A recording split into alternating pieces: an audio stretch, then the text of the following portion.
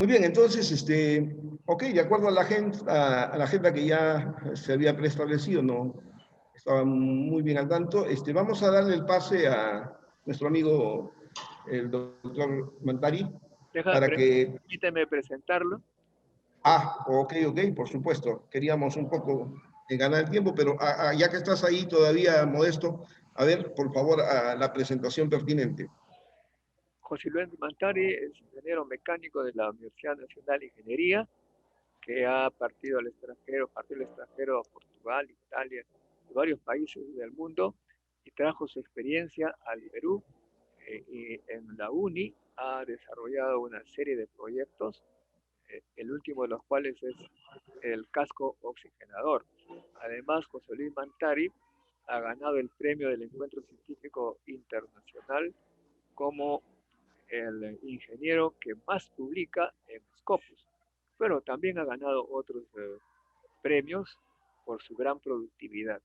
De modo que es un ejemplo de un peruano que además nació a ese de 4.000 metros sobre el nivel del mar, es un andino que bajó a Lima por efecto de la gravedad económica y que ha hecho una gran carrera, excelente carrera, que enorgullece a nuestra casa de estudios. Es un ejemplo. Y como digo, además ahora es empresario, de modo que nos puede un poco guiar sobre todo a los jóvenes que de repente encuentren ese camino. Hoy en día en las universidades del mundo se está formando no solamente científicos, sino también emprendedores, que es ahora la voz. De modo que estoy muy contento de esta oportunidad de presentar al ingeniero José Luis Mantari. Juan Tiza. Muy bien, adelante. Vamos a darle el pase al doctor Mantari. Por favor, si pudiera compartirnos sus experiencias y cuando guste puede, por favor, hacer la presentación si desea, nos comparte su pantalla. Muchas gracias, doctor Modesto Montoya, por la cordial invitación, y al profesor Juan Tiza también le saludo pues muy cordialmente. Lo he conocido ya antes, nos hemos encontrado en la Facultad de Mecánica, he tenido el gusto de presencialmente conocerlo, y a los asistentes. Muchas gracias por estar acá, y bueno, espero que mi presentación sea amena y que refleje la transición de la academia hacia la industria. ¿Qué es lo que hemos hecho con nuestro equipo de trabajo?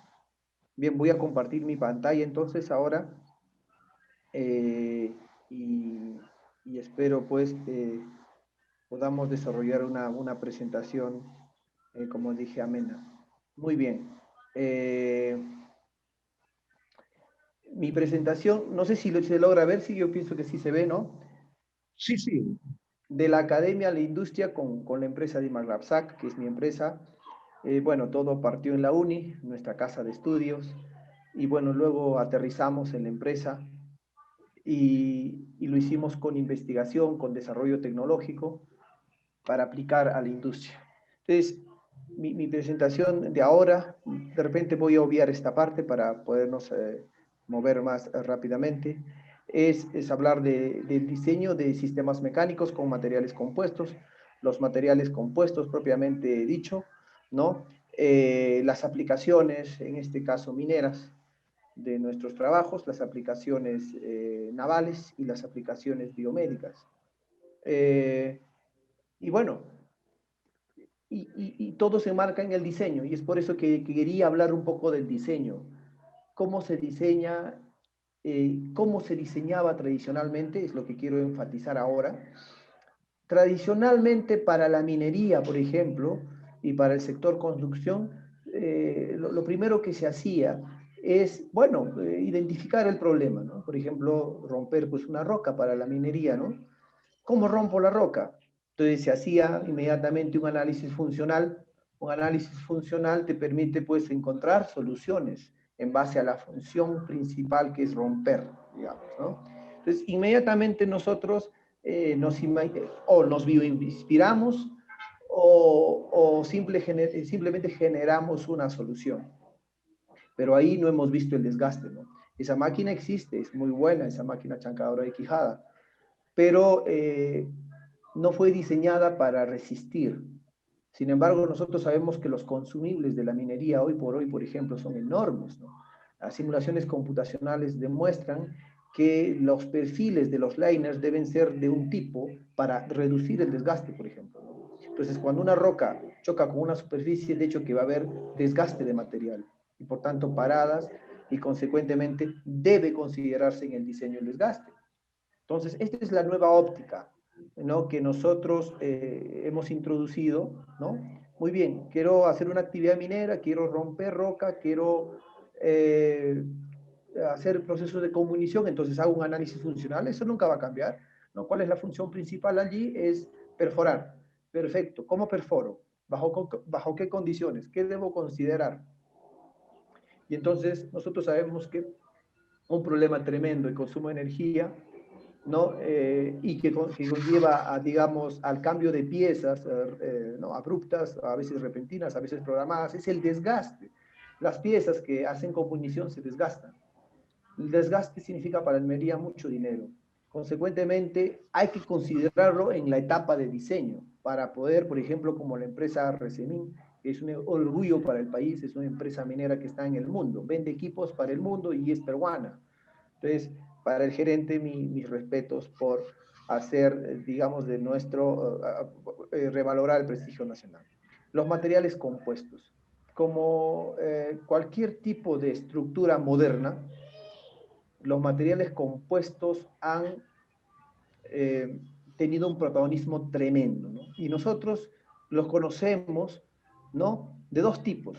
El que está basado en cuando cambiamos la resina, ¿no?, o cambiamos la fibra, el material compuesto ya puede cambiar, o sea, puede ser clasificado por resina. La resina, pues, es un líquido, ¿no?, que con el tiempo, con el catalizador y con la fibra, se vuelve un material compuesto robusto.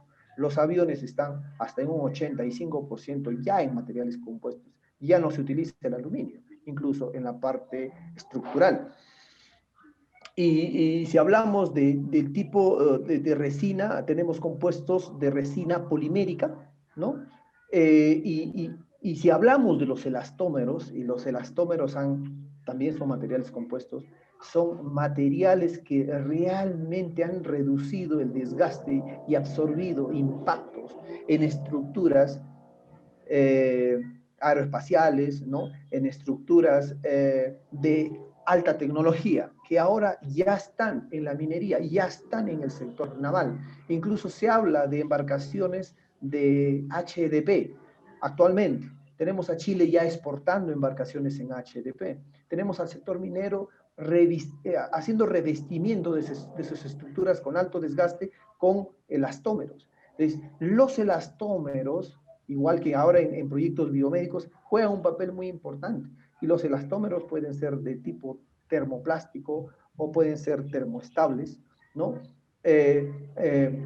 Y sus aplicaciones son diversas. Por ejemplo, ¿quién iba a pensar que en los lifters de los molinos se iban a utilizar los elastómeros? Ahora se utilizan. Esos elastómeros enfrentan las rocas, las bolas dentro de un molino, las enfrenta, absorbe absorbe energía y evita y reduce el desgaste cuando opera un molino, y consecuentemente el tiempo de parada aumenta significativamente, y al aumentar el tiempo de parada los beneficios son más grandes. Pero ¿de qué depende el desgaste? ¿No? Porque ya sabemos que en diseño el desgaste es importante, por ejemplo, para la minería, para el sector naval también, ¿no? Ahí hablamos de corrosión, sí, pero también el enfoque es el mismo. Hay variables operacionales que son propiamente de operación, y hay variables propiamente de la estructura, propiedades mecánicas. Entre las variables operacionales, por ejemplo, está a qué velocidad las están operando, cuáles son los tamaños de grano que están moliendo, por ejemplo, ¿no? Para mencionar unos cuantos, ¿no? Y en las propiedades mecánicas son propios del diseño, cuál es la dureza del equipo o de los elementos estructurales o de los elastómeros o de los plásticos que se están utilizando, cuál es su resistencia mecánica, ¿no? ¿Cuál es su módulo de elasticidad, su coeficiente de Poisson? Son propiedades que son importantes conocerlas, ¿no? Es importante también saber cómo estas estructuras están impactando con las superficies, ¿no? Por tanto, eso sería una variable operacional, porque depende del diseño. Si las estructuras, por ejemplo, si esta superficie fuera redonda o curva, ¿no? La forma como impactaría esta estructura sería distinta, el ángulo de ataque sería diferente, ¿no? La restauración de las partículas, las colisiones entre ellas serían diferentes. ¿Cómo poder analizar eso? Antes no era posible. Solo imaginábamos, solo experimentábamos. Hoy por hoy se puede hacer simulaciones por elementos discretos donde podemos simular cientos de millones de partículas que están colisionando entre ellas, ¿no? Que están cambiando de direcciones y se están rompiendo. Y nosotros podemos tener una mejor idea de cómo se comporta nuestro diseño antes de experimentar. Y eso es lo que nosotros hemos venido desarrollando por varios años, ¿no? Primero como academia, fuertemente basados en modelos computacionales numéricos, luego pasamos a las experiencias, utilizamos, por ejemplo, el laboratorio de la Facultad de Ingeniería Mecánica, también usamos el laboratorio de civiles de la UNI porque tienen aparatos para poder hacer ensayos con estructuras grandes, robustas. Y ahora último estamos ya con ciencias, justamente con el doctor Juan Rodríguez tenemos un trabajo como equipo grande, ¿no? Y vamos a poder utilizar toda la tecnología que allá en la Facultad de Ciencias tienen, ¿no? Entonces, si nosotros queremos ver cómo se desgasta o de qué depende el desgaste, ¿no? Nosotros sabemos que de las propiedades mecánicas y de las variables operacionales.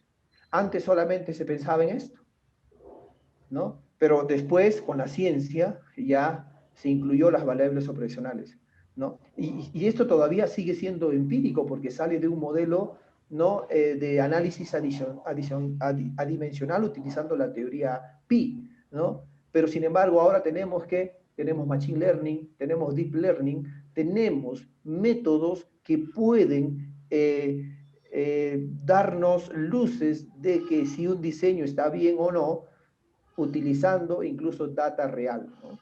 Data real, utilizando predictores, nosotros podemos tener una idea de cómo realmente se va a comportar un diseño determinado, ¿no? Y utilizarlo como feedback para mejorar el diseño antes de prototipar. Pues la idea de nuestra contribución básica, ¿no? a la ingeniería peruana es la simulación computacional. Simulamos computacionalmente y si funciona lo prototipamos. Así reducimos dramáticamente la cantidad de pruebas. Muy bien, por ejemplo, este es el trabajo de un iraní, ¿no? Exactamente no recuerdo el nombre ahí, ¿no? Estudió elastómeros, incluso tiene un prototipo experimental, encontró los parámetros X, W y ya tiene una fórmula para encontrar el desgaste utilizando variables operacionales y variables de propiedades mecánicas de las estructuras. Con esto, nosotros nos podemos dar cuenta, ¿no? De que sí podemos tener una estimación de cuánto va a ser el desgaste, por ejemplo, de un elastómero que está usándose dentro de un molino, de un molino, o de un elastómero que está usándose dentro de una, como aquí les muestro, de un feedwell de un espesador. Este proyecto lo hemos hecho con la empresa Ito, ¿no? Para Antamina, ¿no? Y realmente me contaron, ¿no? que el proveedor no quería vender el feedwell, sino todo el espesador completo. Y consecuentemente eso implicaba muchos millones. Pero eso lo hicimos acá en el Perú. Ellos quedaron muy contentos con los ensayos experimentales en la Facultad de Ingeniería Civil. Lo hicimos con mucha seriedad.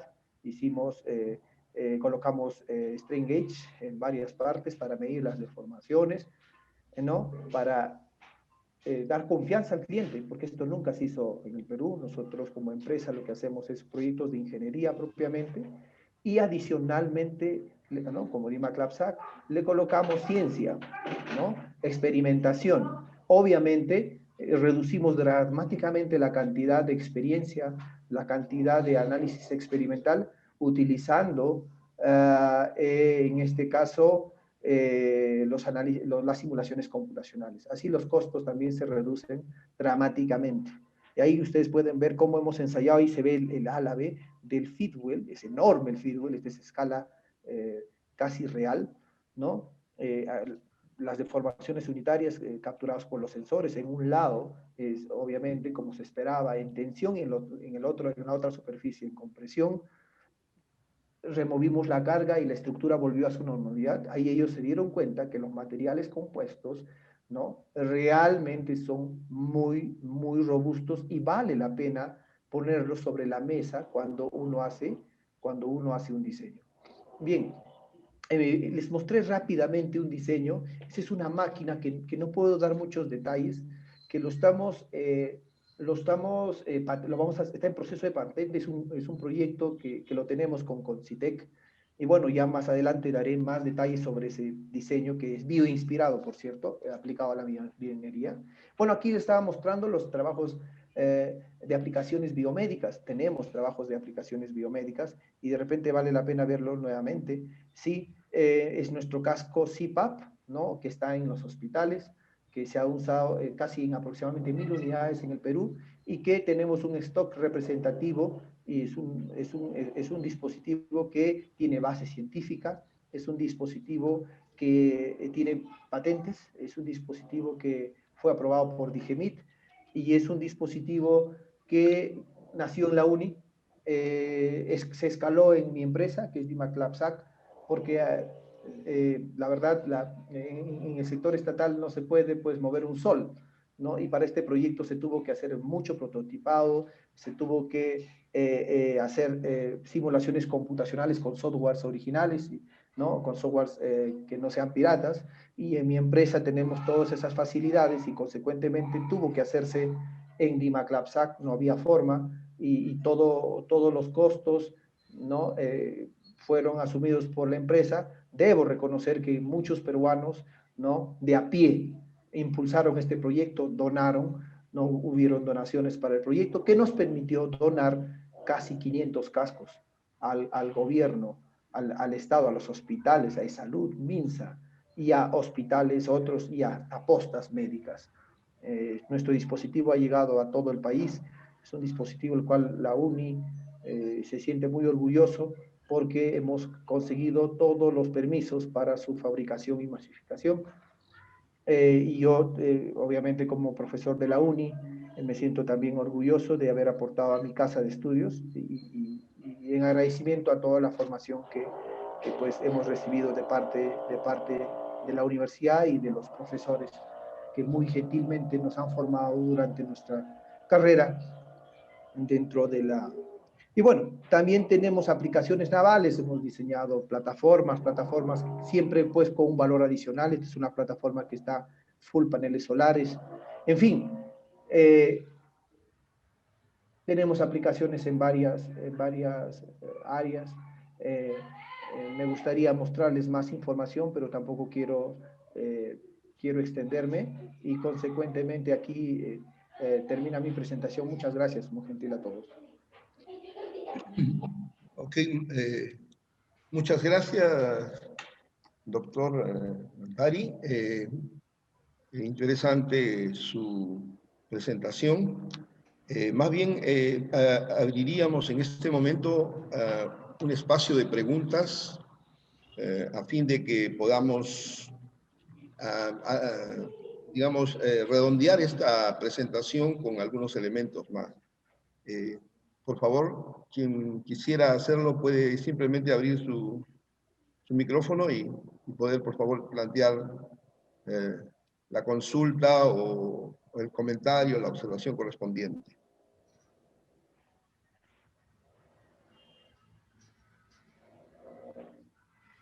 Bueno, yo voy a empezar, profesor Mantari.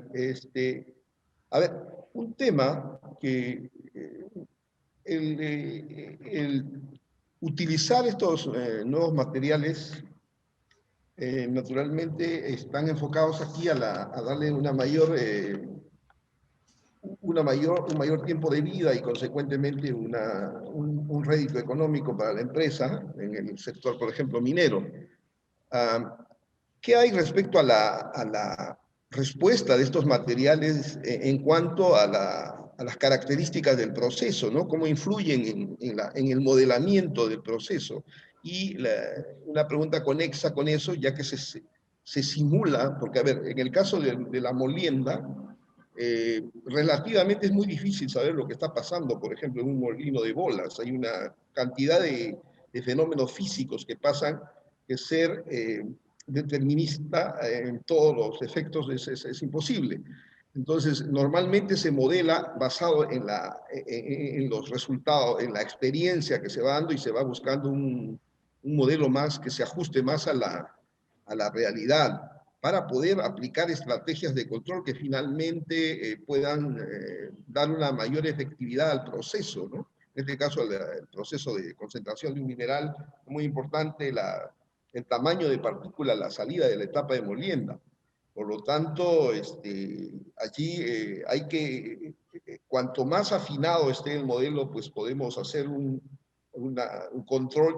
Yo soy electrónico de formación, ¿no es cierto? Entonces, el control va a ser mucho mejor en la medida de que el modelo sea mejor con las nuevas técnicas de modelamiento, de control que hay, ¿no? De estrategias de control. ¿Cuál sería la influencia de estos cambios a nivel de la estructura de los materiales con respecto a estos resultados?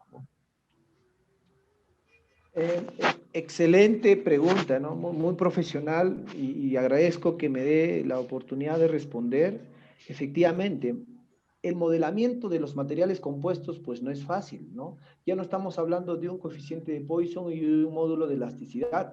Estamos hablando de 9 como mínimo.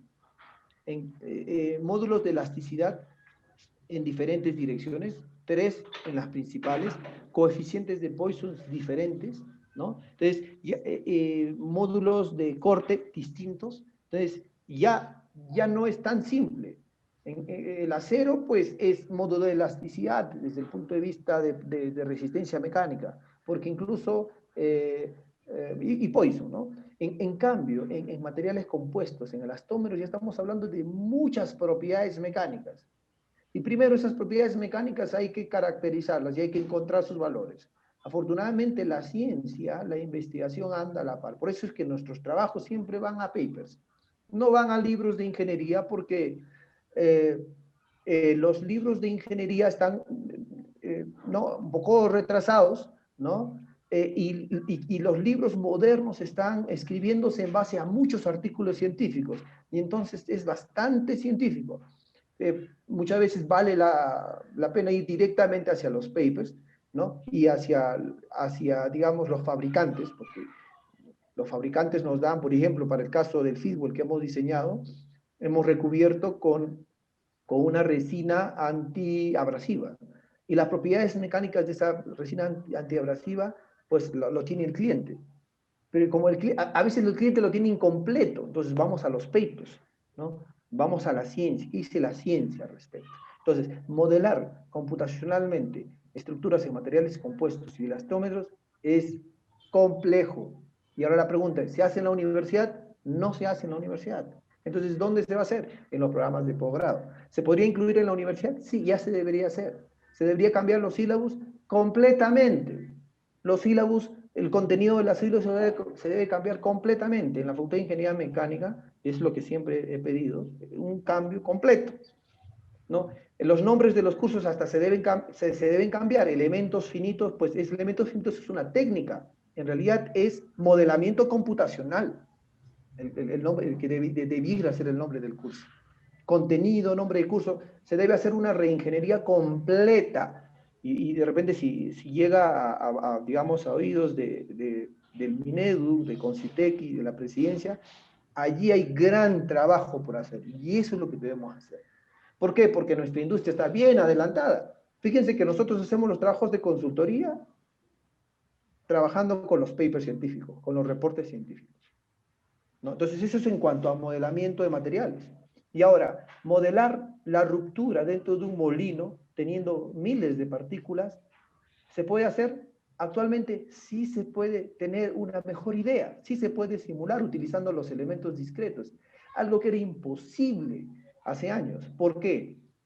Porque el esfuerzo computacional, el costo computacional era muy caro, las computadoras no estaban preparadas para el método de los elementos discretos, que está alrededor de la segunda ley de Newton, no es nada complicado. Pero ahora sí se puede, y eso es lo que hacemos nosotros. Hacemos simulación computacional con elementos. Nuestra empresa, Imarlab, tiene el software de Rocky, tiene el software de ANSYS Startup, ¿no? Entonces, y podemos trabajar con estos simuladores que nos permiten, ¿no?, modelar la ruptura. Pero yendo más allá, el software tiene limitaciones también. Si al software le ponemos un revestimiento de elastómero, ¿podrá hacer la simulación computacional de la ruptura? No. Y entonces tenemos que utilizar otros softwares, otros software libres como el OpenFOAM para poder implementar nuevos modelos, ¿no?, que puedan darnos una idea de qué es lo que va a ocurrir.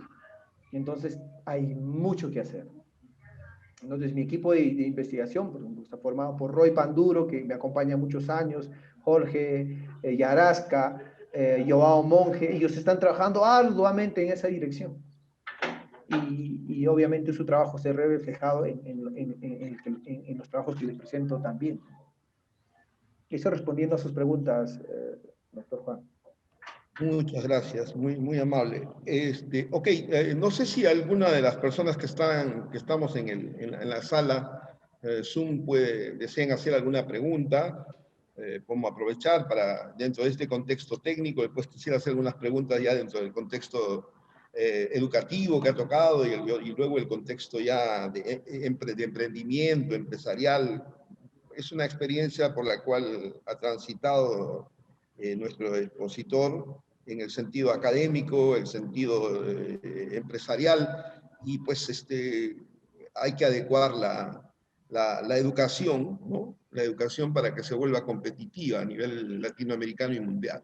Bueno, no sé, entre los demás integrantes no quisiera acaparar las preguntas, pero a mí particularmente me es muy interesante porque yo estoy muy ligado, digamos, a las aplicaciones de la electrónica, a los procesos y en particular a los procesos mineros en general, ¿no? Entonces, me resulta un escenario de muchas preguntas que no quisiera, digamos, abusar.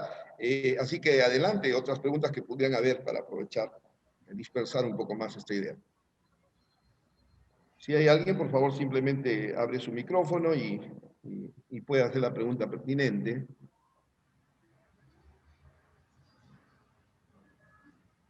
Buenos días, José Salinas. Felicitaciones, José Luis, ¿verdad? Felicitaciones por el trabajo y creo que es lo que tenemos que promover en la UNI, ¿no?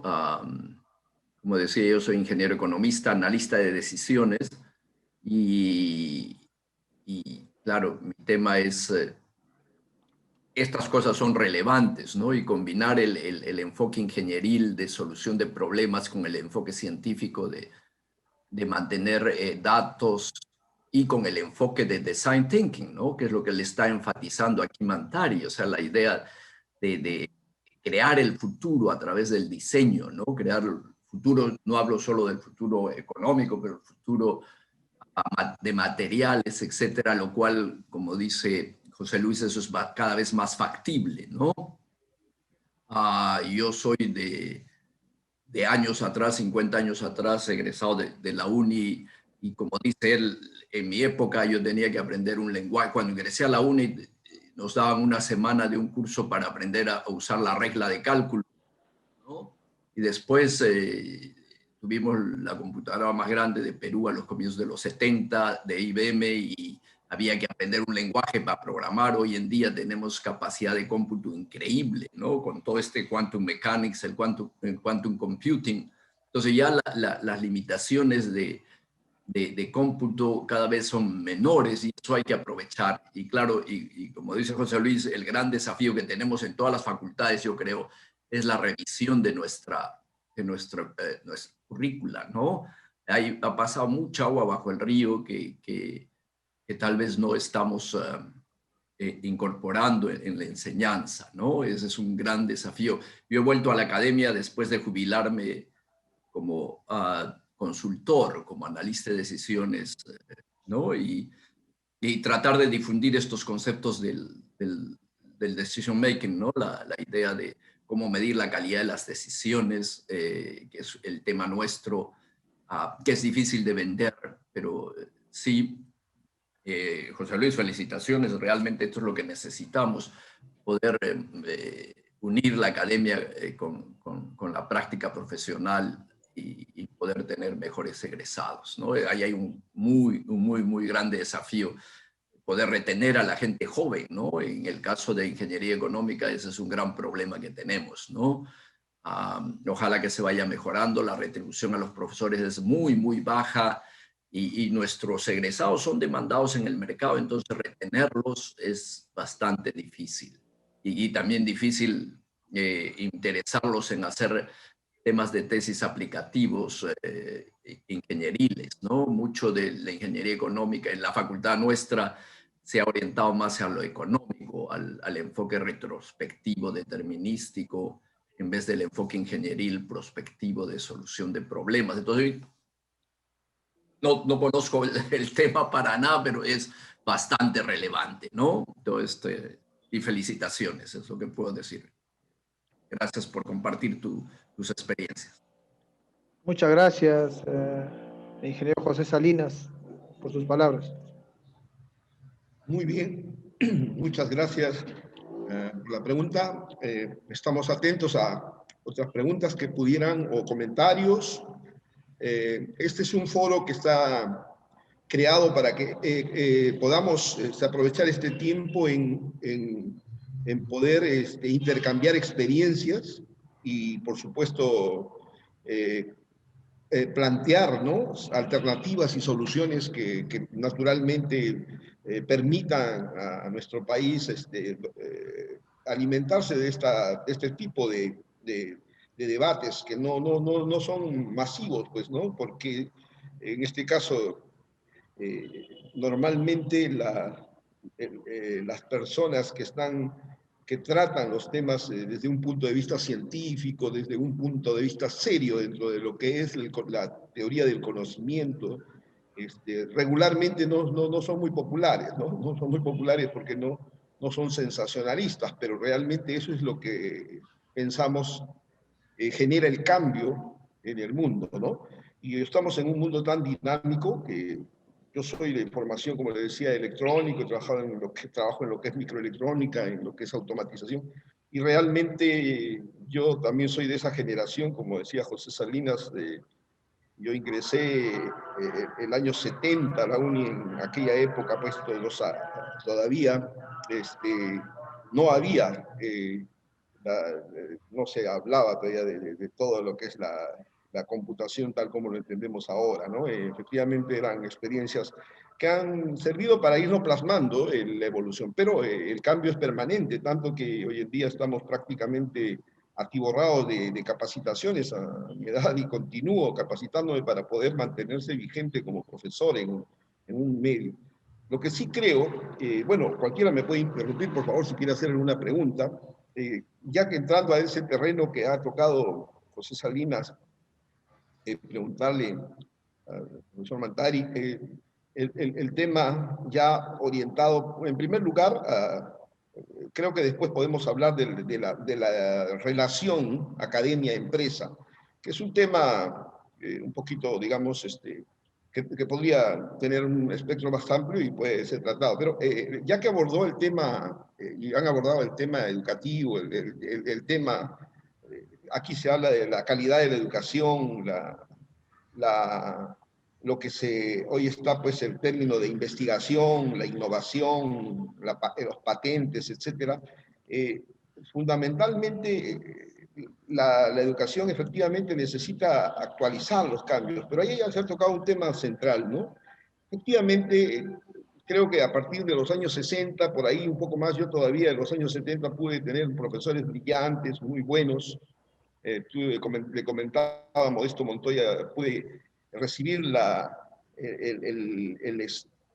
ser alumno del profesor Verdún, ¿no? Que era realmente todo un honor ser su alumno en su paso ligero que estaba haciendo por la UNI, ¿no?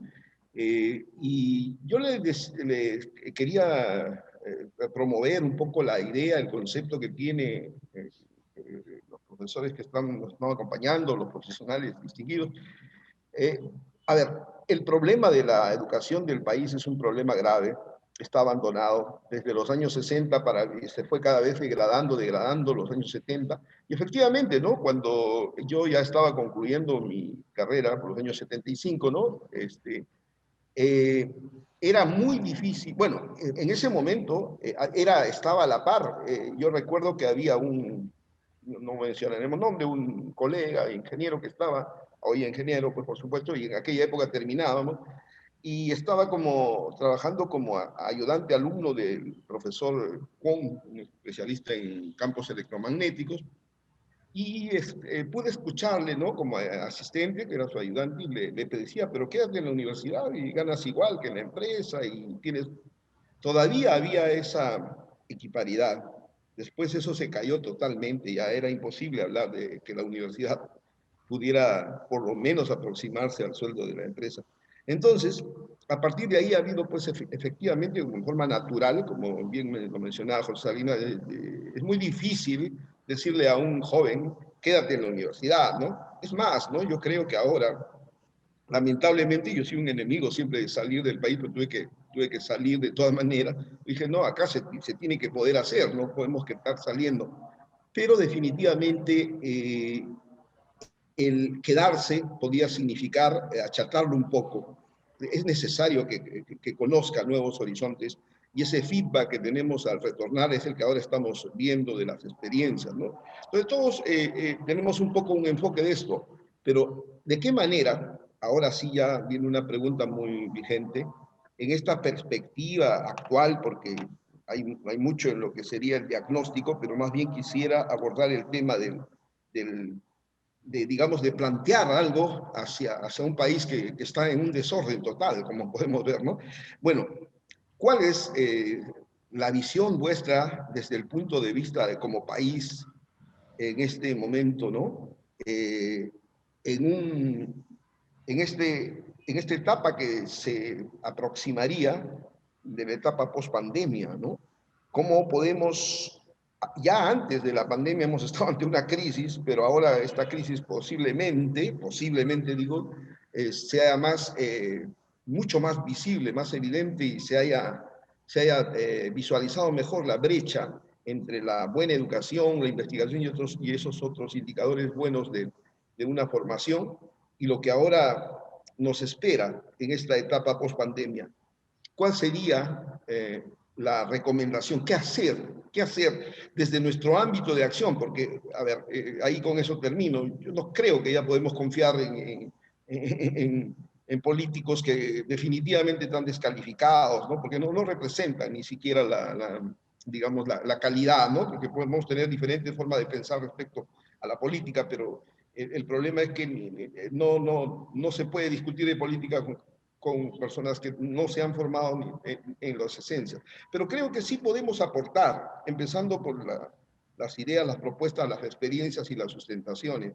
Así que en ese sentido, en esta etapa post-pandemia que esperamos pronto llegue, pero que se tiene que dar, pensamos, ¿qué podemos hacer para poder cerrar esta brecha de una educación en general abandonada y cada vez más con menor niveles de calidad, con miras a pensarlo desde nuestra óptica todavía un poco romántica, quizás como país, ¿no?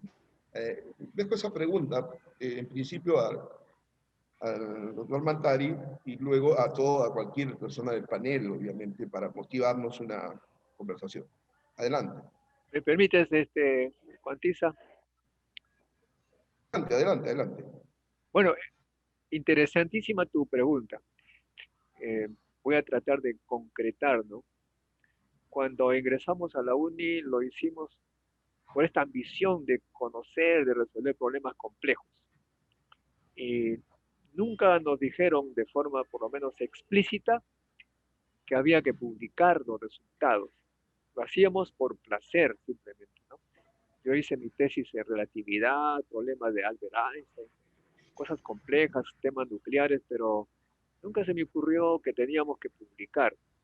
Lo hacíamos, presentábamos nuestros trabajos en el Simposio Peruano de Física de la Sociedad Peruana de Física, del que fui fundador en los años 75, pero al extranjero ni hablar, porque ni siquiera recibíamos las revistas extranjeras. Con el tiempo salimos al extranjero y nos dimos cuenta que había que publicar. Y regresamos los años 80 y acá tampoco había esa tradición. La calificación de los profesores era en base a muchas cosas, menos a las publicaciones. Como que a nadie le interesaba publicar, no eran premiados para nada, no tenían ningún valor. O sea, publicar era, como diríamos, echar, arar en el desierto, ¿no? Pero poco a poco hemos venido defendiendo la idea con la carrera del investigador basada en las publicaciones, etcétera. Y poco a poco ya la conciencia ha ido, digamos, estableciéndose y ahora nos vemos en la situación que se califica a los investigadores y a las universidades por publicar. Y nosotros no teníamos esa tradición, no tenemos esa tradición. ¿Qué hacer? Bueno, en primer lugar, José Luis Mantari ha sido invitado porque él es el que más publica entre los ingenieros peruanos en Scopus. Y la Universidad de Ingeniería, nuestra universidad, comete no, ya no tengo la calificación, ¿no? Comete un desatino, contrasentido, qué sé yo, de no incorporarlo como nombrado. No hay concurso. Hace 6 años que la Universidad de Ingeniería se niega a convocar concursos para atraer a jóvenes como José Luis Mantari y otros que nos impregnen de su tradición dinámica, de su fuerza y que nos hagan trabajar con ellos, que colaboremos con ellos, publiquemos con ellos y la universidad en ese caso iría hacia arriba. No lo hace la universidad, no sé cuándo puede cambiar eso, pero es urgente. Y nosotros, los que hemos publicado de alguna manera, no con tanta intensidad por la falta de esta política, bueno, yo por ejemplo soy monje 2, no soy monje 1 como Mantari, porque comparto mi tiempo entre publicar y además promover la ciencia y tecnología. O sea que mitad de tiempo, ¿no? Pero de manera personal tenemos que investigar y publicar. Y de manera personal podemos tener premios, podemos tener premios. Nuestra publicación como persona no va a ser en vano.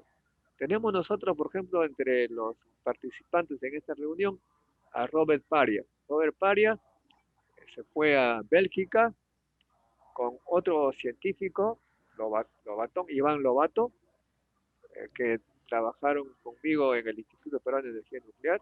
Lobato, un joven apasionado de la publicación, egresado de la UNI, de la Facultad de Ciencias. Hoy en día es uno de los científicos más importantes del mundo en su campo. Va a Japón, por todo lado. Yo quisiera que Robert Paria nos describa cómo es él y para que nosotros sepamos que esforzarse por la investigación nos paga. Tal vez el Perú no reconozca, pero los esfuerzos de investigar pagan. Y este foro es justamente para eso, para incentivar a los jóvenes. No sé si Robert Paria puede decirnos algo acerca de lo que hizo Lobato. Robert, ¿puedes activar tu micro?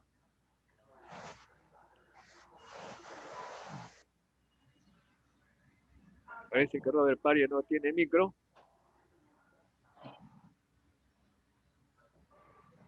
Bueno, en todo caso, ese es el, digamos, el testimonio que puedo decir. Actualmente en el CONCITEC se premia a los que investigan, las universidades son reconocidas y es una pena enterarse que la UNI está en 10º lugar en publicaciones Scopus. Tenemos que cambiar, por eso hemos creado este foro para que nuestra universidad deje la cola entre los productores de investigación. La UNI no ha tenido esa tradición y cuando tú hablabas de Verdún, Juan Tiza, Verdún fue el primer magíster en ciencia de la UNI, porque él venía ya de Argentina como profesor, tenía sus publicaciones, él fue el primer magíster y tuve la suerte de ser el segundo. Soy el primero en el Perú, pero el segundo, digamos, en la UNI. Te dejo ahí, Juan, para que Gracias, sigas con la gracias, entrevista. Modesto. Gracias, gracias. Siempre quedando con la invitación abierta para Robert Paria, en cualquier momento puede ingresar. Sí, no sé, la opinión al respecto de profesor Mantari, el profesor Salinas, sería muy ilustrativo. Los conceptos que tenemos, en cierta manera, bueno, yo soy un apasionado, y yo también quiero simplemente compartirle. Horacio Verdún, mire, yo soy de formación ingeniero de electrónico, pero mucho más paraba en ciencias. Mire que si aún en ciencias se quejan, imagínense cómo será en ingeniería. Era el investigador una especie de hombre raro, ¿no? Yo me acuerdo que estuve haciendo la tesis con el doctor Verdún, porque él vino después del inicio, después regresó en su trayectoria, en su periplo, y estábamos haciendo un transitor de película delgada ya en los años 75, ¿no? Una cosa así, que en ese momento todavía no aparecía pues todo en la microelectrónica ni la nanoelectrónica en su crecimiento exponencial. Pero es que, como bien dice Modesto, para mí es un romanticismo. Yo le quiero solamente decir, para mí es sumamente difícil investigar, pero lo estoy haciendo. Estamos publicando un promedio de 4 publicaciones al año en Scopus, lo cual es sumamente difícil y todo lo tengo que pagar de mi bolsillo. Ustedes saben que para ir a un congreso hay que pagar 400, 500, 600, 700 dólares, dependiendo de dónde se da. Entonces, y cuando, por ejemplo, y eso se lo decía y lo he dicho en muchos eventos públicos, no es posible que la UNI haya dejado de pertenecer al ACSEI, y entonces uno tiene que pagar, no solamente investigas, publicas, consigues llegar, sino que además tiene que sacar de tu bolsillo para pagar, para viajar, para ir, para hacer, si es que ahora, bueno, ya es virtual. Estas cosas, a mí no me da pena, lo que me da es cólera lo que pasa en la UNI. Realmente me da cólera porque aquí a mis 67 años, y yo sigo investigando, sigo generando, pero lo que yo veo es que ya no pienso ni siquiera que me vayan a apoyar, estoy pensando cómo sustentar y cómo seguir adelante. Tengo un equipo de gente joven que trabaja conmigo, a quienes les trato de inculcar esta mística. No es fácil.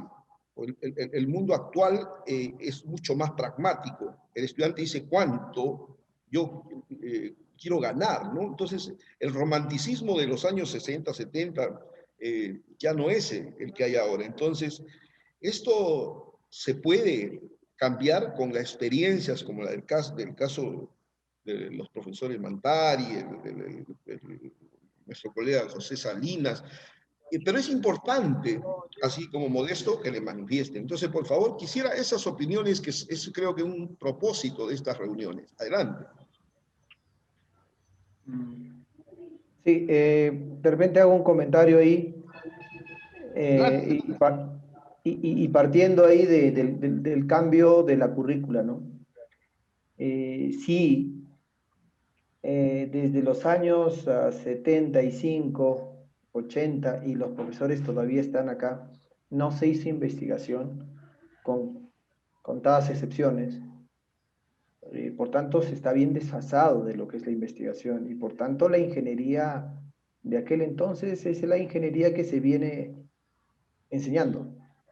Y eso es cierto, en mi facultad lo puedo observar, ¿no? Se está enseñando Euler ya estamos en Timoshenko y otras teorías avanzadas. Se está haciendo mecánica computacional básica cuando la mecánica computacional que se aplica es altamente compleja. Consecuentemente, ¿qué debemos hacer? ¿Cómo vamos a cambiar? Yo creo que no es unidireccional. O sea, ¿qué quiere decir? Que nosotros los profesores no vamos a diseñar un sílabus y vamos a plantear como el sílabus que va a cambiar la educación y la formación de los profesionales. No va a ser así. No puede ser así. Eso sería más de lo mismo, pues porque en el confort voy a hacer un sílabus que conozco, que sé, que manejo, el cual ya he enseñado por años y en mi confort voy a hacer una pequeña modificación en el sílabus, cuando sabemos que el cambio en el sílabus es dramático, es dramático. Por tanto, pienso que debe ser bidireccional. La universidad tiene que pedir, contratar consultores expertos, ¿no? Y cada facultad debe trabajar con estos consultores, ¿no? Y estos consultores obviamente deben de tener todo un equipo de trabajo de profesionales que tengan un perfil de investigación, porque si yo les estoy diciendo que los trabajos actuales de ingeniería tienen matiz de investigación, porque ya estamos viendo paneles solares, ¿no? Conexiones directas con inversores, por otro lado estamos viendo elastómeros, por otro lado estamos viendo nuevos materiales, ¿no? Y no se enseña nada de eso en la universidad. Entonces, y nosotros estamos viendo los papers. Eso quiere decir que para hacer, digamos, un sílabus, primero hay que pensarlo, hay que hacer un plan estratégico, ¿no? Un plan estratégico, y yo sugiero de repente basado en la casa de la calidad, usando the Quality Functional Deployment, que es una técnica basada en el cliente. ¿Quién es nuestro cliente? Los estudiantes. ¿A dónde van a ir a trabajar ellos? A la industria. Muy bien. Ahora la pregunta, ¿nos referenciamos en la industria peruana actual, que solamente hace mantenimiento, o nos referenciamos en una industria que hace diseño, hace fabricación, hace desarrollo tecnológico y aplicación tecnológica? La pandemia nos hace reflexionar que no hemos tenido respuesta en cuanto a diseño, desarrollo y aplicación tecnológica. ¿Por qué? Porque somos un país mantenedor. Explotamos recursos en pesca, en el agro y en la minería y vendemos materia prima. ¿Y qué hacemos? Compramos tecnología y le damos mantenimiento a los equipos. Entonces somos expertos dando mantenimiento. No somos expertos desarrollando tecnología. Obviamente, sin base científica poco se puede hacer, ni aplicación tecnológica, salvo contadas excepciones. Entonces, voy a la industria, le pregunto a la industria lo que quiere de un profesional, la industria me va a decir, yo quiero que sepa Excel. Ya está. Entonces tenemos que pensar, tenemos que hacer un plan estratégico. Y yo creo que el plan estratégico basado en la casa de la calidad, en la técnica japonesa, es clave para diseñar. Y ahí yo pienso que va a estar el profesor presente, es verdad, hay que considerarlo, aunque con mucho cuidado, ¿no? Y hay que ver la industria internacional, ¿no? Hay que ver la industria nacional y hay que contar con la experiencia de los expertos que tengan base científica para hacer ese sílabus. Entonces, ¿qué se hace actualmente? El sílabus se hace... No, el profesor propone el sílabus. Yo creo que ese no es el camino. Vamos a llegar al mismo lugar. Entonces, necesitamos un plan estratégico académico institucional de facultad y necesitamos un plan estratégico institucional de investigación, ¿no? Y de facultad. Necesitamos contratar a muchos consultores que trabajen con nosotros en base a la casa de la calidad, no a lo que yo sé como profesor. Yo creo que tiene que ser un cambio de ese tipo, ¿no? Porque en la industria se maneja ese tipo de cosas, ¿no? Por ejemplo, particularmente mi empresa hizo una consultoría a una empresa, a una universidad, sin fines de lucro, ¿no? Por eso nos animamos. Porque si hubiese sido la universidad con fines de lucro, lo hubiésemos pensado de repente, ¿no? Esta universidad en el interior del país, sin fines de lucro, iba a ser, pues, estaba con serios problemas ante SUNEDU y no tenía un plan, un rumbo claro. Y nosotros hicimos un plan estratégico de investigación basado en el QFD, en la Casa de la Calidad. ¿Quiénes son los clientes para un plan estratégico de investigación? El cliente ya no es el estudiante, ya no es el profesor. El cliente es Concitec, Innovate, Pinipa, el Banco Mundial. ¿Qué quieren ellos? Entonces, en base a lo que el cliente quiere, se estructura la estrategia, el plan estratégico de investigación, ¿no? Se conversa, se dialoga con la institución se compromete, ¿no? Se hace un plan de operaciones anuales que se tiene que ejecutar, el gasto en investigación se ejecuta, si no, con el restante se compra máquinas para investigar dentro del contexto del plan estratégico. La institución se licenció con SUNEDU porque vio que tenía un impulso tremendo para la investigación. Y eso necesitamos hacer en la UNI, ¿no? Necesitamos necesariamente hacer un plan estratégico. Necesitamos destinar los recursos de las empresas de la UNI hacia la investigación. En fin, yo pienso que podemos hilvanar muchas buenas ideas, pero los cambios son disruptivos, no son suaves. No vamos a conseguir ser la mejor universidad del país con cambios a medio pelo, ¿no? No, tienen que ser disruptivos. Gracias.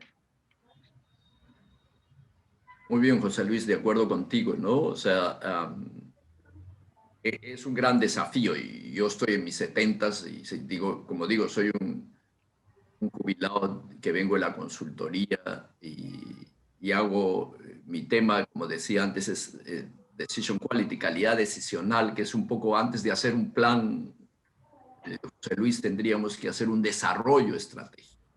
O sea, sí, necesitamos expertos de fuera, necesitamos gente para romper el statu quo y evitar la zona de confort, que es natural en el ser humano. No nos gusta el cambio, tenemos una resistencia al cambio y conversaba, por ejemplo, en ingeniería económica, hay muchos profesores, bueno, yo me mantengo permanentemente porque pertenezco al Society of Decision Professionals. O sea, estoy activo con la compañía consultora que es líder en el tema Strategic Decisions Groups, como un alumni. Entonces, estoy permanentemente activo, pero ya no trabajo como consultor, ya no quiero hacerlo también. Ahorita yo estoy en la playa con la familia, ¿no? Ya estoy en esa etapa, ¿no? Entonces, es lo que digo en la UNI, necesitamos atraer a la gente joven, dinámica, pero abrirles la mentalidad, ¿no? Y entonces nos cuesta en nuestra facultad, es bien difícil, ¿no? Y claro, siempre pensamos que el pasado fue mejor, pero no necesariamente, ¿no? Hemos comentado las experiencias, Juan, la mía, en el sentido de que, por ejemplo, para mi tesis de doctor yo tenía que ir a la 1, 2 de la mañana al centro de cómputo y tenía un modelo que era con insumo producto, un modelo de simulación, que eran 2 cajas de tarjetas, ¿no? Y entonces, hoy día no, hoy día en una PC tenemos 1000 veces la capacidad de cómputo de ello. Y sí, hay mucho desafío y claro, pretender hacer el cambio desde adentro es bien difícil, ¿no? Pero y romper esos puntos de vista nos va a costar mucho. Trato de apoyar en la medida de lo mío, pero también ya, a ver, cuento, hablando de las experiencias que tal vez por ahí también podríamos hacer. En mi época yo fui jefe de práctica estando en el 5º año, ¿no? Entonces con la jefe uno se ve enamorando de la academia, ¿no? Entonces, si uno toma un curso es para saber algo sobre el tema, pero si uno empieza a enseñar, empieza a entender el tema del curso y luego para master it, para dominarlo hay que investigar, ¿no? Y eso de investigación, como dice, estamos, lo que tú dices, tenemos tantas fuentes de financiamiento, ¿no? Por ejemplo, con CITEC pareciera que tiene fuentes, y claro, necesitamos gente que tenga la energía para empujar y y empujar y empujar y abrir puertas, porque hay mucho financiamiento, ¿no? Yo estoy de acuerdo, ya algunos estamos en la posición cómoda pero estamos listos para colaborar. Mi enfoque es prospectivo, ingenieril, ¿no? Que era la idea de Luis Felipe Las Casas. A mí me encantaría compartir con ustedes en una futura reunión el punto de vista. Yo cuando cumplimos 50 años de ingeniería económica hice una presentación sobre ingeniería económica, es la profesión enfocada en la solución de problemas, ¿no? No enfocada en lo descriptivo, retrospectivo, sino en lo prospectivo. Y decíamos que, y lo resalta José Luis, la idea de el design thinking, ¿no? El crear el futuro, ¿no? Y eso es lo que tenemos que hacer. Ingeniería es ingenio, tenemos que dejar de ser, como dice José Luis, mantenedores de máquinas de esto para crearlas, ¿no? Crear, y por ahí está el desafío. Pero qué bueno, otra vez, Modesto, felicitaciones por tener un espacio como esto. Qué pena que no podamos... yo voy a volver a difundir en Ingeniería Económica este espacio para poder escuchar a los otros colegas con diferentes perspectivas y ver de que todos estamos preocupados por la innovación, por el cambio, que tiene que ser un cambio bastante grande, porque estamos un poco dormidos, como dice José Luis, ¿no? Y una vez más, felicitaciones, José Luis y Modesto, por tener este espacio. Gracias. Y sobre todo es para que nosotros, como tú lo has hecho, difundamos esta reunión para hacer más y colaboremos entre nosotros para publicar temas diversos. Este foro es para unirnos, para hacer grupos de colaboración en los campos que se presentan. Muy bien. Yo creo que es positivo estos intercambios, nos permiten llevar adelante, pero permítanme ser un poquito duro. Es cierto, el futuro está en la juventud y también muy cierto lo que dice José Salinas, son los tiempos en que estamos. Bueno, yo estoy ya en los 67, debería ser para estar ya tranquilos, ¿no? Yo tengo también mis hijos que son ingenieros y todo, y me dicen, ¿por qué sigo investigando y metido en este mundo como si fuera un muchacho de 18, de 20? Porque sigo soñando. Y hay veces no estoy muy de acuerdo como esto cuando habla de los jóvenes y los jóvenes, que enseño a tantos jóvenes, hace 40 años vengo enseñando en la uni, en las diversas universidades, he sido decano 13 años en una universidad privada, donde es el único lugar donde se puede hacer las cosas. En algún momento tuve la experiencia en esa universidad, le doblé el brazo al dueño para que comprara una gran cantidad de dinero en materiales en laboratorios. Le vendí la idea porque le dije, con eso vas a ganar mucho más porque vas a tener muchos más alumnos, porque no vas a enseñar solamente teoría, sino vas a mostrarle una realidad. Efectivamente, se volvió multimillonario y es más, esa universidad lo compró un banco y ahora, hoy los grandes intereses económicos ya son dueños de eso. Y ahí es cuando me fui a México a hacer un posgrado. Bueno, a lo que voy es a que hay veces tenemos que estar en la brecha, la gente, aun cuando los años han pasado, ¿no? Pero no hay mayor satisfacción que hacer lo que uno ha soñado, desde que cuando fui por primera vez a la uni, ahí cuando estaba todavía la CUNY trabajando dentro de la universidad, cuando soñaba con ingresar a la uni a los 15, 16 años, 14 años, que uno desde el colegio ya estaba viendo, es gente como Víctor Coronel, Francisco Coronel, eran pues nuestros íconos de aquella época, ¿no? La semana pasada lo tuve invitado a Francisco Coronel, Modesto. Entonces, a lo que yo decía es que esa mística hay que trasladarla. Yo me quedaría muy tranquilo si es que la nueva juventud entiende esto, pero tenemos que hacerle entender. La UNI ha dejado de ser la universidad líder, lamentablemente. No podemos taparnos los ojos. Yo lo veo, yo enseño en la UNI, enseño en San Marcos, he enseñado casi en todas las universidades.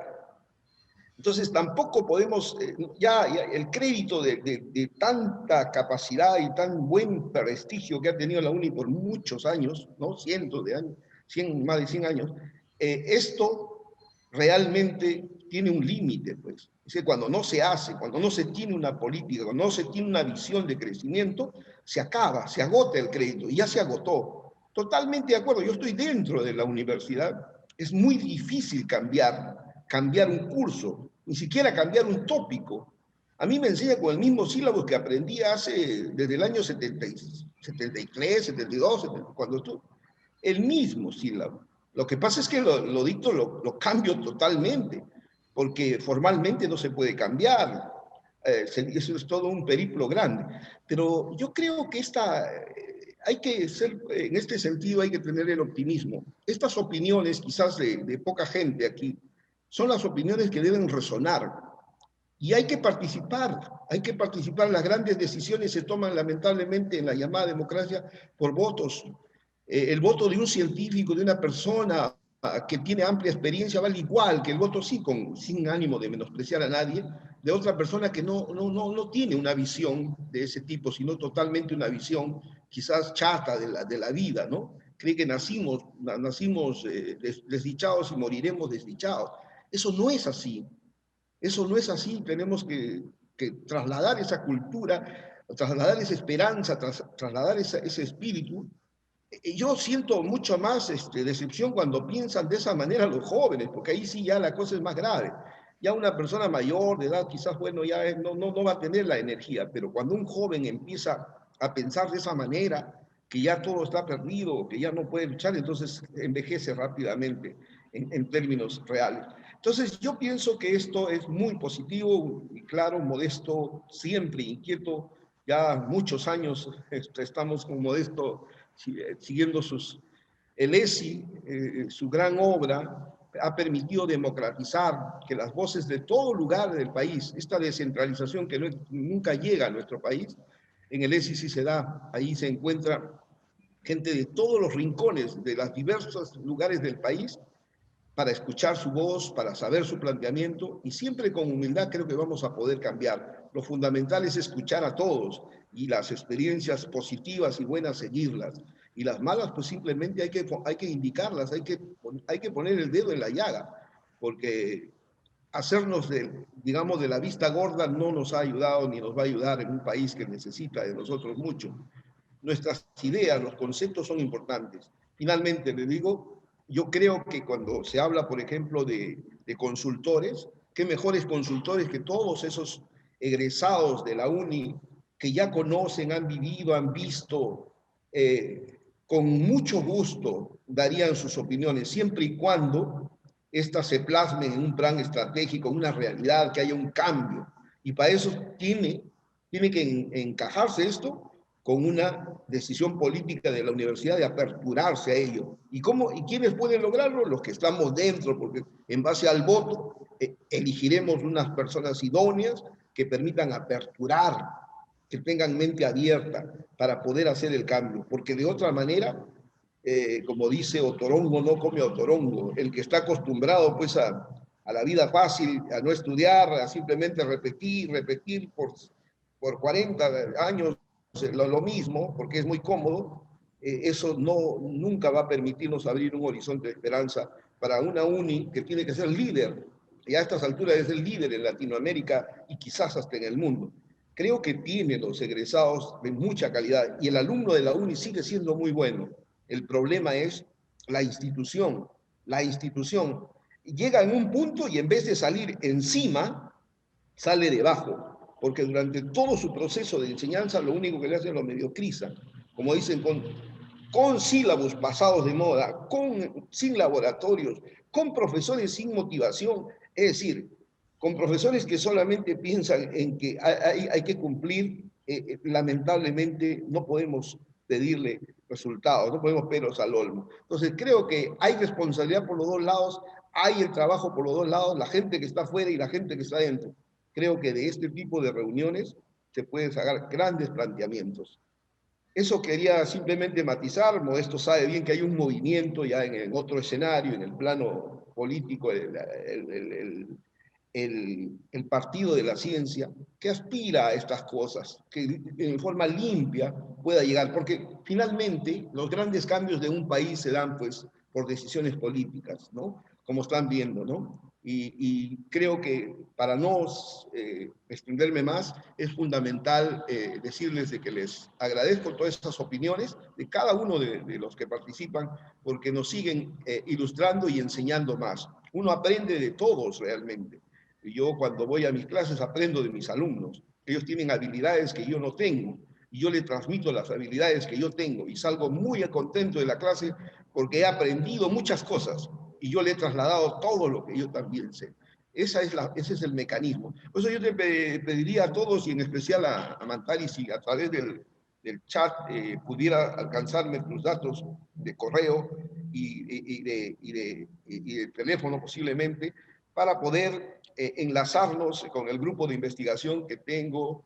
Hay temas afines, por ejemplo, yo trabajo en electrónica de potencia para desarrollar inversores, estrategias de control avanzadas, pero hay que poder engramparlo con la necesidad y con problemas reales. La electrónica, en el caso mío, no tiene ningún valor si no se aplica. Y para aplicarlo hay que saber más allá de la electrónica. Entonces, por eso mi interés. Y bueno, con eso yo simplemente le agradezco, le dejo a Modesto, que es el autor de este tipo de encuentros, y vamos a seguir impulsando para que más gente esté participando. Adelante, Modesto. Muchas gracias, Juan. Bueno, efectivamente, este modesto grupo de discusión, en realidad, lo único que pretende es que colaboremos para publicar más en la UNI. Sin embargo, debo decir también que a los jóvenes sobre todo, ¿no?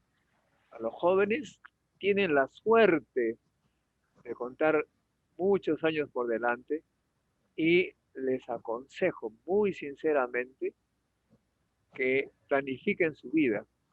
La planificación es muy importante. ¿Qué quiero ser dentro de 20 años? ¿Cómo quiero estar?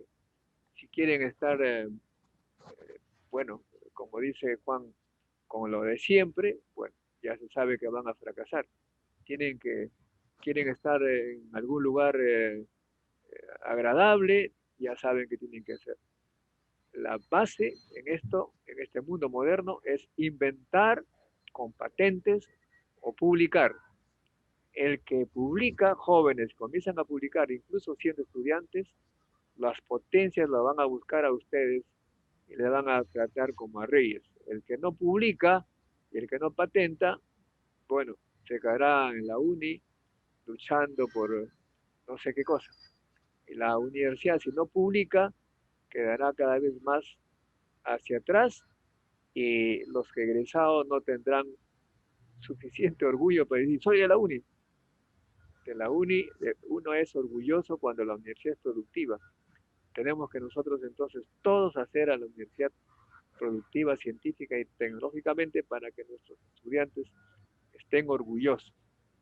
En mi sitio web, de YouTube, que se llama cienciaperú.tv, he puesto el testimonio de una cincuentena de estudiantes de la UNI.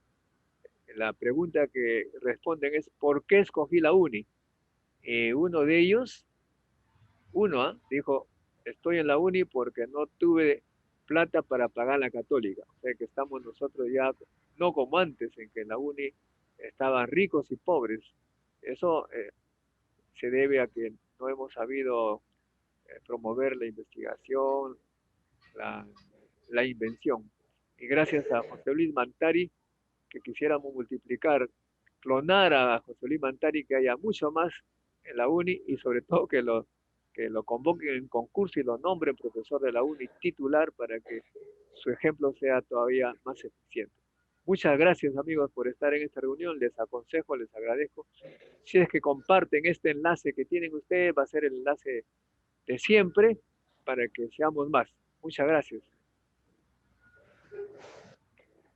Muchísimas gracias al doctor Modesto Montoya, a los profesores, al doctor Juan Tiza, ¿no? Y a todos los presentes. Quería solamente ser breve. mi pensar sobre un profesor investigador o un profesor con perfil ingenieril y a la vez de investigación es que mientras más pasan los años, más sabio es. Así que a nosotros particularmente nos gustaría seguir contando siempre con ellos, porque al haber tenido una carrera de ingeniería, de ciencias y de investigación, sabemos que ha redactado proyectos, sabemos que ha redactado artículos científicos, sabemos que ha tenido que replicar reviewers de comunidad internacional y haber tenido que abordar muchos problemas propuestos por ellos y propuestos o planteados por la nación, ¿no? Porque queremos el desarrollo. Consecuentemente han acumulado mucha experiencia que es importante para nosotros, ¿no? Y eso siempre les decía, ¿no? Les comento a mis hijos y a mis alumnos también. Yo tengo 4 hijos. Les digo, cuando uno elige la carrera de la investigación, cada vez se vuelve más consciente, más tiene la capacidad de resolver más problemas, de gestar, se vuelve pues más y más erudito, ¿no? Entonces, yo acá definitivamente estoy con un equipo, ¿no? De profesionales con amplia experiencia que sé que le harían muy bien a la universidad, ¿no? Sé de las publicaciones del doctor Modesto Montoya, sé de los trabajos del doctor Juan Tiza, por ejemplo, al resto de colegas no los conozco, pero me gustaría conocerlos, ¿no? Pero es eso lo que necesita la universidad, ¿no? Sé que el problema del salario fue pues una traba para muchos docentes porque tuvieron que trabajar en varios lugares. Y yo creo que los escenarios que se están dando ahora, ¿no? Y gracias al impulso de muchos líderes de la educación e investigación en el país, ha cambiado y por tanto es atractivo ahora el sector académico e investigación. Sin embargo, a mí no, por ejemplo, particularmente no me han nombrado y pues tampoco puedo depender de la universidad. Es por eso que ya hace años nosotros hemos impulsado mi empresa, Limaclapsac, y lo mismo le digo a los jóvenes, ¿no? Ustedes hacen investigación, ¿no? Hacen emprendimiento y formen su empresa. Eso es lo que les dije a los chicos de Fénix con el ventilador mecánico Fénix que fue inventado en la UNI, patentado, en proceso de patente y aprobado por DIGEMIT, ¿no? Eso es tremendo y les he impulsado para que saquen su empresa, ¿no? Porque es un orgullo, ese equipo es un orgullo de la universidad, ¿no? Porque en tiempo de pandemia hemos presentado un equipo altamente robusto, es el mejor de todo Sudamérica y está en la UNI y lo hicieron muchachos humildes. Yo los he visto porque yo estuve ahí trabajando y me quedaba en la UNI a descansar durante pandemia y ellos estaban a mi costado. Por tanto, también debemos de repente invitarlos a ellos para estar aquí y compartir experiencias de los jóvenes, qué es lo que piensan, qué les gustaría a ellos para nosotros también, de alguna forma, planificar y organizarnos mejor, ¿no? Para atenderlos a los jóvenes, justamente que están egresando y algunos están todavía estudiando. Muchas gracias. Muy bien, el próximo viernes tendremos a Mario de la Cruz, que también es investigador y además empresario, con patente en el mejoramiento del pisco, ya que se acercan las fiestas. Gracias amigos y será hasta el próximo viernes a las 10. Y difundan el enlace. Muchas gracias. Muchas gracias. Muchas gracias. Hasta luego, hasta luego. Hasta luego. Gracias Juan por esta magnífica moderación.